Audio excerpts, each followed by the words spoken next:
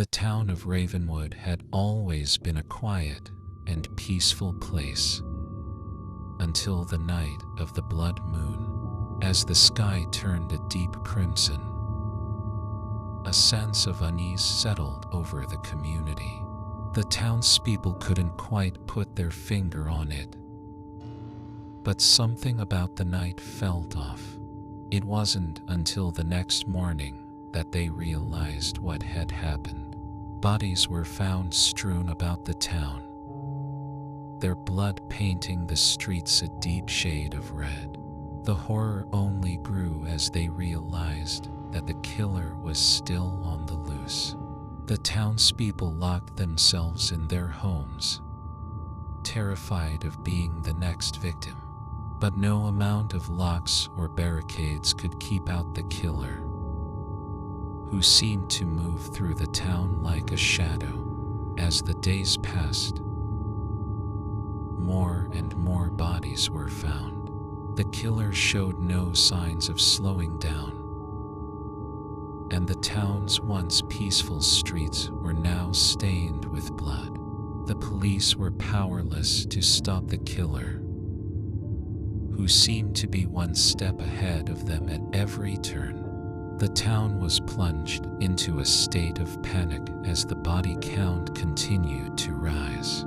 It wasn't until a group of teenagers stumbled upon an old abandoned mansion on the outskirts of town that they began to unravel the mystery.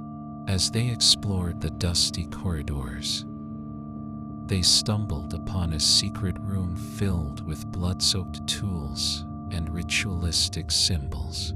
It became clear that the killer wasn't just some random psychopath. They were part of a cult that worshipped the blood moon. The cult believed that by spilling blood on the night of the blood moon, they could summon a powerful demon to do their bidding.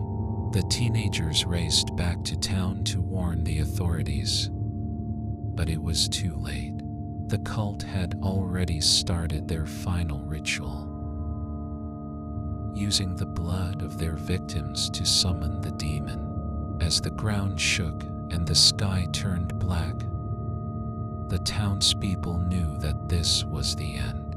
They watched in horror as the demon emerged from the shadows, hungry for blood and destruction. The town of Ravenwood was never the same after that night. It was left as a warning to future generations of the dangers of playing with forces beyond their control.